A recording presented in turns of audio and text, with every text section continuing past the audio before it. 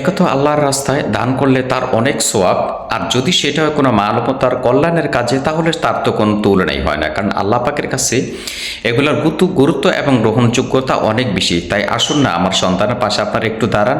আমার ছেলেটা কিডনি রোগে আক্রান্ত, প্লাস থ্যালাসিয়াম, এবং তার সাথে আছে হার্টের একটু প্রবলেম, যার জন্য আজকে তার চিকিৎসা খুব ব্যয়বহুল হয়ে দাঁড়িয়েছে। ঢাকা সাহেবুল শিশু হসপিটালে আমার ছেলের চিকিৎসা চলতেছে। আসুন না, আপনারা এই রমজানে আপনার সম্পদের থেকে যে জাকাত দিবেন এবং যে ফেতরা দিয়ে থাকবেন, আমার সন্তানকে কিছু দিয়ে হলেও একটু হেল্প করুন আমার সন্তানের চিকিৎসার জন্য।